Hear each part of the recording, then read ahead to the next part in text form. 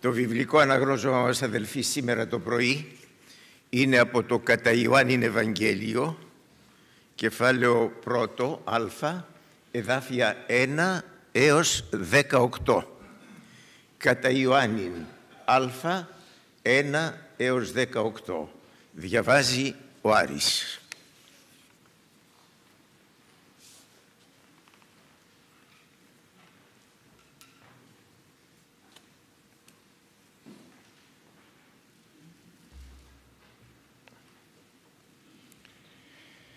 Από όλα πριν υπήρχε ο Λόγος και ο Λόγος ήταν με το Θεό και ήταν Θεός ο Λόγος. Απ' την αρχή ήταν Αυτός με το Θεό. Τα πάντα δι' Αυτού δημιουργήθηκαν και πόσα έγιναν τίποτα χωρίς Αυτόν δεν έγινε. Αυτός ήταν η ζωή και ήταν η ζωή αυτή το φως για τους ανθρώπους. Το φως αυτό έλαμψε μέσα του κόσμου το σκοτάδι, μα το σκοτάδι δεν το δέχτηκε. Ο Θεός έστειλε έναν άνθρωπο που τον έλεγαν Ιωάννη. Αυτός ήρθε ως μάρτυρας για να κηρύξει ποιος είναι το φως, ώστε με τα λόγια του να πιστέψουν όλοι. Δεν ήταν ο ίδιος το φως, ήρθε όμως για να πει ποιος είναι το φως. Ο Λόγος ήταν το αληθινό το φως, που καθώς έρχεται στον κόσμο φωτίζει κάθε άνθρωπο. Μέσα στον κόσμο ήταν και ο κόσμος δι' αυτού δημιουργήθηκε, μα δεν τον αναγνώρισε ο κόσμος. Ήρθε στον τόπο το δικό του και οι δικοί του δεν τον δέχτηκαν. Σε όσους όμως τον δέχτηκαν και πίστεψαν σε Αυτόν, έδωσε το δικαίωμα να γίνουν παιδιά του Θεού. Από το Θεό γεννήθηκαν αυτοί και όχι από γυναίκα σέμα, ούτε από επιθυμία ανθρώπινη ή επιθυμία άντρα. Ο Λόγος έγινε άνθρωπος και έστησε τη σκηνή του ανάμεσά μας και είδαμε τη θεϊκή του δόξα, τη δόξα που ο μοναχογιός την έχει από τον Πατέρα, ήρθε γεμάτος χάρη θεϊκή και αλήθεια για μας. Ο Ιωάννης είπε επίσημα τη γνώμη του γι' αυτόν και τη διακήρυξε λέγοντας «Γι' αυτόν ήταν που είπα, εκείνος που έρχεται ύστερα από μένα είναι ανώτερός μου, γιατί υπήρχε πριν από μένα». Από το δικό του πλούτο πήραμε όλοι εμείς τη μια δωρεά πάνω στην άλλη. Ο νόμος δόθηκε δια του Μωυσέως, η χάρη θεϊκή όμως και η αλήθεια ήρθε σε εμάς δια του Ιησού Χριστού. Κανείς ποτέ δεν είδε το Θεό, μόνο ο μονογενής Υιός που είναι μέσα στην αγκαλιά του Πατέρα, εκείνος μας τον έκανε γνωστό.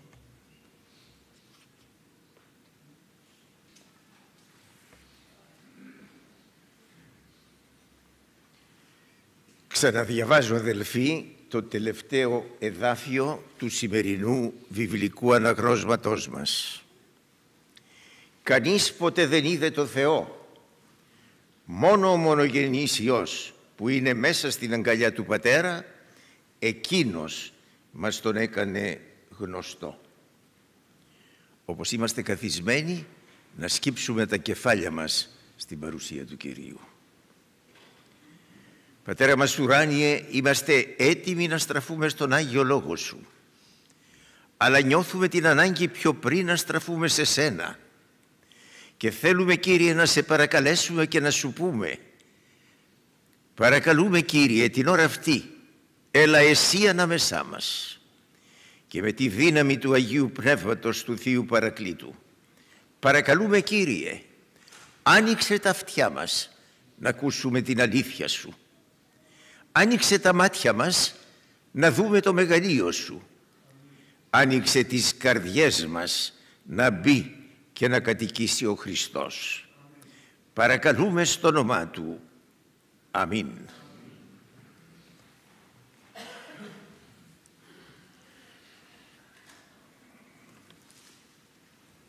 Όποιος, αδελφοί, έτυχε να διαβάσει από την Καινή Διαθήκη του το βιβλίο που έχει γράψει ο Ευαγγελιστής Λουκάς με τον τίτλο «Πράξεις των Αποστόλων», δεν μπορεί παρά να σταμάτησε εντυπωσιασμένος και συγκινημένος μπροστά σε εκείνη την εξιστόρηση που κάνει για μια δική του προσωπική περιπέτεια ο Απόστολος Παύλος όταν απολογείται μπροστά στο βασιλιά τον Αγρίππα, ακούστε τι του λέει. «Καθώς πήγαινα στη Δαμασκό με την απαιτούμενη εξουσιοδότηση και έγκριση από τους αρχιερείς, και ενώ ήταν κατά μεσήμερο, είδα, βασιλιά μου, στο δρόμο μας ένα φως από τον ουρανό, που έλαμψε γύρω από μένα και εκείνους που με συνόδευαν, που ξεπερνούσε τη λαμπρότητα του ήλιου. Και καθώς όλοι μας πέσαμε κατά γης, άκουσα μια φωνή να απευθύνεται σε μένα και να μου λέει στην εβραϊκή γλώσσα: «Σαούλ, Σαούλ, γιατί με καταδιώκεις? Είναι σκληρό για σέντα να κλωτσάς σε καρφιά». Ρώτησα τότε εγώ: «Ποιος είσαι, Κύριε?» Ξέρετε γιατί αυτή η εξιστόρηση μας συναρπάζει? Γιατί μέσα στην απορία του Αποστόλου Παύλου, στο ερώτημα του, στην αγωνία του, συμμετέχουμε ουσιαστικά και όλοι εμείς. Δηλαδή στο ερώτημα, ποιος είσαι, Κύριε? Ποιος είναι ο Θεός? Για πείτε μου αλήθεια. Ποιος? Πού? Πότε? Πώς? Ξεφυλίζοντας την Αγία Γραφή, βρίσκω τουλάχιστον 3 περιπτώσεις που αυτός ο προβληματισμός προβάλλεται τελείως ξεκάθαρα και ξεκομμένα. Μπορεί να υπάρχουν και άλλες περιπτώσεις ασφαλώς. Εγώ όμως σήμερα το πρωί θα ήθελα να μνημονεύσω αυτές τις 3. Η πρώτη περίπτωση είναι η εξομολόγηση του Ιώβ, που εκφράζει μια έντονη επιθυμία αλλά και μια βαθιά απογοήτευση. Ακούστε τον. «Αχ, να ξέρα το Θεό που να τον βρω και πώς κοντά στο θρόνο του να φτάσω. Τότε θα έφερνα το δίκιο μου μπροστά του, θα γέμιζα το στόμα μου με επιχειρήματα. Ήθελα να ξέρα τι θα μου αποκρινόταν, να βλέπα σαν τι θα είχε να μου πει. Θα βάζα όλη τη δύναμη. Όχι, θα μ' άκουγε με προσοχή». Και παρακάτω. «Αλλά πηγαίνω στην Ανατολή και αυτός δεν είναι εκεί. Στη Δύση πάω, μα δεν τον βρίσκω. Τον γυρεύω στο Βορρά, μα δεν μπορώ να τον ειδώ. Γυρνώ στο Νότο και δεν τον διακρίνω». Μια προσδοκία, μια ελπίδα, ένα όνειρο που μοιάζει να είναι απραγματοποιητό. Η δεύτερη περίπτωση είναι η προσευχή του Ισαΐα, που την ακούσαμε και προηγουμένως, που και εκείνος ονειρεύεται δυναμικές λύσεις, εντυπωσιακές αλλαγές. Σας θυμίζω, το ακούσαμε και πιο πριν, «Μακάρι να άνοιγες τους ουρανούς και να κατέβαινες, να τρέμαν τα βουνά στην παρουσία σου. Θα ήσουν σαν τη φωτιά που καίει τους θάμνους και κάνει να κοχλάζουν τα νερά». Ο Ισαΐας θέλει κατορθώματα, θέλει εντυπωσιακές αλλαγές που είναι επόμενο να τις περιμένει από το δημιουργό του σύμπαντος. Η τρίτη και τελευταία περίπτωση είναι η προσευχή του Δαβίδ, που τη συναντούμε στον Ψαλμό 104. Και αυτός οραματίζεται κοσμοϊστορικές αλλαγές που θα ανατρέψουν καταστάσεις, θα αλλάξουν την πορεία του κόσμου, θα εντυπωσιάσουν τους πάντες. Ακούστε τι γράφει ο Δαβίδ. «Κύριε, τα ουράνια σου χαμήλωσέ τα και κατέβα. Άγγιξε τα βουνά και θα αποδώσουνε καπνό. Στείλε αστραπές και τους εχθρούς μου σκόρπισε. Ρίξε τα βέλη σου, στείλε τη δύναμή σου από ψηλά. Γλίτωσέ με και σώσε με από την πλημμύρα». 3 λοιπόν προσδοκίες, 3 προσευχές, 3 οραματισμούς, που όμως παραμένουν ευχές απραγματοποιητές, χωρίς καμία πρακτική εφαρμογή, χωρίς αποτέλεσμα. Και παραμένει το ερώτημα, η απορία, η αγωνία. Ποιος είναι ο Θεός? Πούντος. Πού είναι ο Θεός? Πού? Πότε? Πώς? Ξεφυλίζοντας την Παλιά Διαθήκη, διαπιστώνουμε ότι είναι πολύ σπάνιες οι περιπτώσεις που μας παρέχονται μερικά στοιχεία περί του Θεού, που αυξάνουν τη γνώση μας για τον Θεό, αλλά τις πιο πολλές φορές είναι τελείως αποσπασματικά, τελείως περιορισμένα, τελείως πενιχρά. Βέβαια ξέρουμε ότι οι αρχαίοι Έλληνες είχαν αφήσει τη φαντασία τους να τρέξει αχαλήνωτη, με αποτέλεσμα πάρα πολύ σύντομα να καταλήξουν και εκείνοι σε αδιέξοδα, σε πλανεμένες αντιλήψεις. Αυτή είναι η μοίρα του ανθρώπου. Εγώ όμως θα λέγω ότι αν θέλουμε να συγκεφαλαιώσουμε εκείνα που μας φανερώνονται από τα χρόνια τα παλιά, τι μπορούμε να μάθουμε για τον Θεό, θα πρότεινα να σταθούμε σήμερα το πρωί σε κάποιες συγκεκριμένες περιπτώσεις όπου περιγράφεται ο Θεός και να επιλέξουμε μερικές λέξεις, μερικά επίθετα που θα έλεγα ότι τον χαρακτηρίζουν, πάντοτε βέβαια στα χρόνια της Παλιάς Διαθήκης. Το πρώτο επίθετο είναι η λέξη άγνωστος. Ο Θεός είναι άγνωστος. Το λέει ξεκάθαρα ο προφήτης Ισαΐας, ακόμη από το ξεκίνημα του πρώτου κεφαλαίου του. Ακούστε τι λέει: το βόδι γνωρίζει τον αφέντη του και το γαϊδούρι ξέρει το παχνί εκείνου που το ορίζει, μα ο Ισραήλ σε ποιον ανήκει δεν το ξέρει.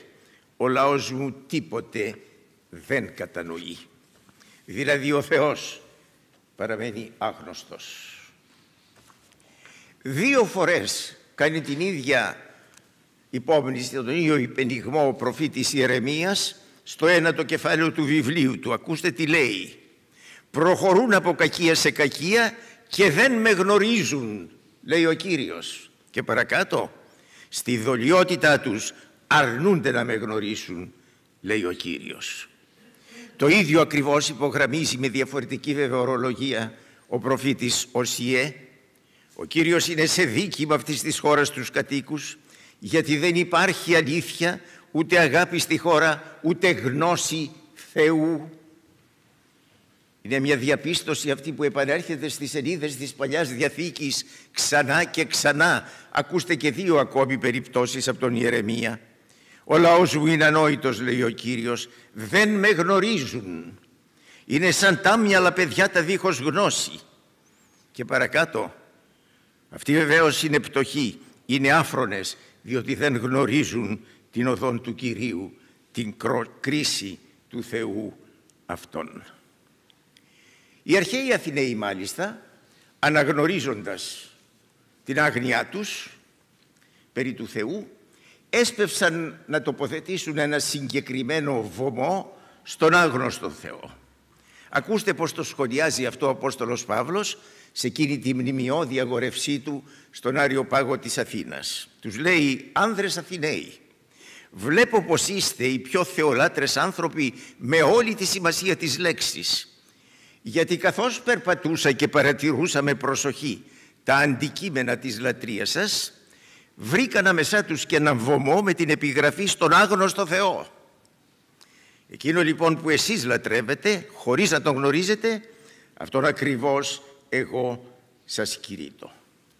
Το πρώτο λοιπόν επίθετο που χαρακτηρίζει την γνώση που έχουμε περί του Θεού είναι η λέξη άγνωστος. Η δεύτερη λέξη, η λέξη αόρατος. Μας το είπε ήδη ο Ιώβ στον απεσιόδοξο σχολιασμό του. Σας το θυμίζω ακόμη μια φορά. Πηγαίνω στην Ανατολή και αυτός δεν είναι εκεί. Στη Δύση πάω μα δεν τον βρίσκω. Τον γυρεύω στο Βορρά μα δεν μπορώ να τον ειδώ. Γυρνώ στο Νότο και δεν τον διακρίνω. Το ίδιο πράγμα ο Ιώβ το είπε και λίγο πιο πριν. Γράφει: περνάει πλάι μου ο Θεός και δεν τον βλέπω, με προσπερνάει δίχως να τον αισθανθώ. Και σας θυμίζω ότι και ο ίδιος ο Χριστός, μιλώντας στους μαθητές του περί του Θεού, τους λέει: ούτε τη φωνή του ακούσατε ποτέ, ούτε τη μορφή του είδατε. Προσέξτε μάλιστα ότι το επίθετο αόρατος εμφανίζεται αυτούσιο μέσα στην Αγία Γραφή. Όταν ο Απόστολος Παύλος γράφει την πρώτη επιστολή του στον Τιμόθεο, του λέει στο βασιλιά όλων των αιώνων, τον αόρατο, τον μόνο σοφό Θεό, ανήκει τιμή και δόξα.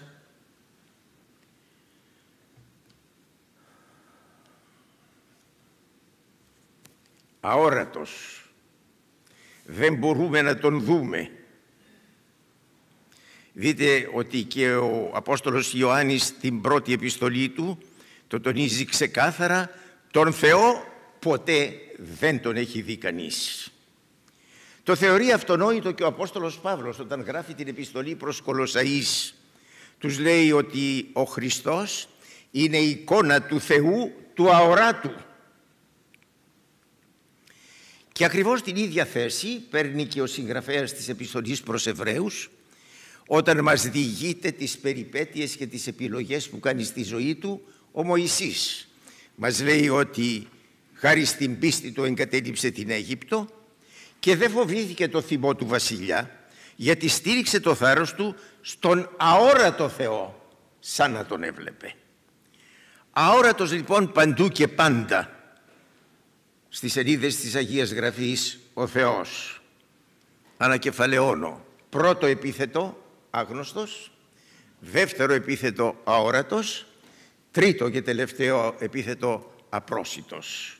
Και αυτό το εκφράζει ο Ιώβ ξεκάθαρα με την επιθυμία του «Αχ, να ξέρα το Θεό, πού να τον βρω». Ενώ ο Απόστολος Παύλος όταν μιλάει στον Αριοπάγο της Αθήνας για τους Αθηναίους σοφούς, τους λέει ότι μέσα τους ο Θεός έβαλε την κλίση να αποζητούν τον Κύριο, που όμως τον ψάχνουν ψηλαφιτά μήπως και τον βρουν. Βέβαια, στην προσευχή του Ισαΐα που ακούσαμε και στην αρχή, υπάρχει κάποιος υπενιγμός, κάποια ελπίδα, κάποια στοιχειώδης ίσως γνώση. Λέει ο Ισαΐας, από την πολύ παλιά εποχή οι άνθρωποι δεν έχουν μάθει τίποτα, δεν έχουν ακούσει ούτε έχουν δει κάποιο Θεό άλλον εκτός από σένα που να βοηθάει όσους ελπίζουν σε Αυτόν. Αλλά βέβαια με υπόνοιες και με υπενιγμούς και με ασάφειες δεν είναι δυνατόν να υπάρξει ενημέρωση. Δεν είναι δυνατόν να φτάσει κανείς σε αποτέλεσμα. Έτσι παρά τα προηγούμενα ο Θεός παραμένει άγνωστος, παραμένει αόρατος, παραμένει απρόσιτος. Και έρχεται ξαφνικά στην Καινή Διαθήκη, στο σημερινό βιβλικό ανάγνωσμά μας ο Απόστολος Ιωάννης, και τελείως απρόβοτα και απροετοίμαστα προβαίνει σε μίαν κοσμοϊστορική διακήρυξη που ανατρέπει όλη την υπάρχουσα κατάσταση και δημιουργεί κυριολεκτικά μια λεωφόρο εκεί που μέχρι τώρα δεν υπήρχε ούτε καν μονοπάτι. Προσέξτε με πόση δεξιοτεχνία ο Ιωάννης ξεκινάει τη φράση του από τα γνωστά τα παλιά για να προχωρήσει στα καινούρια τα λαμπρά. Γράφει ο Ιωάννης, το Θεό κανένας δεν τον είδε ποτέ. Αυτό είναι παλιό, είναι σωστό, είναι γνωστό, αλλά ακούστε τη συνέχεια. Ο μονογενής Υιός που βρίσκεται στην αγκαλιά του Πατέρα, εκείνος μας τον αποκάλυψε. Αυτό είναι απίθανο, είναι αδιανόητο, είναι μοναδικό, είναι αποκαλυπτικό. Μάλιστα είναι αξιοσημείωτο ότι το εδάφιο αυτό στο αρχαίο κείμενο έχει την εξής διατύπωση. Μονογενής Θεός, όνης των κόλπων του Πατρός, εκείνος εξηγήσατο. Στην αρχαία γλώσσα μας το ρήμα εξηγέομαι, σήμαινε καθοδηγώ, κατευθύνω, δείχνω το δρόμο. Με άλλα λόγια θέλει να μας πει ο Ιωάννης ότι ο μονογενής Υιός του Θεού, ο Κύριος Ιησούς Χριστός, είναι εκείνος που μας καθοδηγεί, που μας κατευθύνει, που μας δείχνει το δρόμο, ώστε ο άγνωστος να μας γίνει γνωστός, ο αόρατος να μας γίνει ορατός, ο απρόσιτος να μας γίνει προσιτός. Και με τη φράση του αυτή ο Ιωάννης ανατρέπει τα πάντα. Ανοίγει μπρος μας μια καινούργια περίοδο με δυνατότητες, με ευλογίες που μέχρι τότε δεν υπήρχε καθόλου. Το ξαναλέω ακόμη μια φορά και όσο γίνεται πιο απλά. Ο Χριστός γεννήθηκε στον κόσμο μας ακριβώς ώστε ο άγνωστος να γίνει γνωστός, ο αόρατος να γίνει ορατός, ο απρόσιτος να γίνει προσιτός. Η γνώση αυτής της αλήθειας φαίνεται ότι έχει ενθουσιάσει τόσο πολύ τον Ιωάννη, ώστε την σχολιάζει και ακόμη παρακάτω και τονίζει ότι αυτή η αλλαγή επηρεάζει όλους τους ανθρώπους που έρχονται στον κόσμο. Κοιτάξτε πως το λέει ακριβώς. Ήταν το φως το αληθινό, το οποίο φωτίζει κάθε άνθρωπο που έρχεται στον κόσμο. Σπέβδει όμως αμέσως παρακάτω να παρατηρήσει μελαγχολικά. Ενώ ήρθε το φως στον κόσμο, οι άνθρωποι αγάπησαν το σκοτάδι μάλλον παρά το φως, επειδή τα έργα τους ήταν πονηρά. Παρ' όλα αυτά, η αλλαγή είναι αναμφισβήτητη. Ο άγνωστος έχει γίνει γνωστός, ο αόρατος έχει γίνει ορατός, ο απρόσιτος έχει γίνει προσιτός. Αυτό είναι η μέγιστη αλήθεια που σπέβδει να μας αποκαλύψει ο Ιωάννης. Και μια και βρισκόμαστε αμέσως πριν από τα Χριστούγεννα, είναι καιρός να το σκεφτούμε, να το κατανοήσουμε και να αφήσουμε το Πνεύμα το Άγιο να το σχολιάσει στις καρδιές μας. Τώρα εγώ θα σας θυμίσω ότι στον τελευταίο αποχαιρετισμό του Κυρίου Ιησού Χριστού με τους μαθητές του, ο Κύριος τους κάνει μια σημαντικότατη αποκάλυψη. Τους έχει μαζεμένους γύρω του και τους λέει ότι είναι έτοιμος να φύγει και τονίζει: θα γνωρίζετε εμένα και έτσι θα γνωρίσετε και τον Πατέρα μου. Από τώρα πια τον γνωρίζετε και τον έχετε δει. Και τότε, όπως θα θυμάστε ίσως, πετιέται ο Φίλιππος ο μαθητής του και του λέει μια πολύ τολμηρή πρόταση. Του λέει: Κύριε, δείξε μας τον Πατέρα και αυτό μας φτάνει. Και βλέπουμε ότι αμέσως ο Χριστός τον ανακαλεί στην τάξη. Του λέει: τόσο καιρό είμαι μαζί σας, Φίλιππε, και δεν με έχεις γνωρίσει. Όποιος έχει δει εμένα έχει δει τον Πατέρα. Πώς λοιπόν λες εσύ δείξε μας τον Πατέρα? Να λοιπόν που ο άγνωστος έχει γίνει γνωστός. Τώρα προσέξτε ότι στην ίδια φράση του ο Χριστός αποκαλύπτει ότι ο αόρατος έχει γίνει ορατός. Όποιος έχει δει εμένα έχει δει τον Πατέρα. Ο αόρατος έχει γίνει ορατός. Και στην ίδια εκείνη συνάντηση ο Κύριος Ιησούς Χριστός, απαντώντας στο Θωμά που του είπε δεν ξέρουμε που πας και πώς μπορούμε να ξέρουμε το δρόμο, του λέει: εγώ είμαι ο δρόμος και η αλήθεια και η ζωή. Κανένας δεν έρχεται στον Πατέρα παρά μονάχα περνώντας από μένα. Σε μια πιο έτσι πρόχειρη απόδοση θα λέγαμε ότι θέλει να πει ο Χριστός ότι ο απρόσιτος έχει γίνει προσιτός. Αλλά προσέξτε ένα πράγμα. Όλα αυτά αποκλειστικά και μόνο δια του Ιησού Χριστού. Είναι η μέγιστη αποκάλυψη που μας δίνει η Καινή Διαθήκη. Ότι δηλαδή ο Ιησούς Χριστός ήρθε στον κόσμο, γεννήθηκε με ένα και μοναδικό σκοπό: ο άγνωστος να γίνει γνωστός, ο αόρατος να γίνει ορατός, ο απρόσιτος να γίνει προσιτός.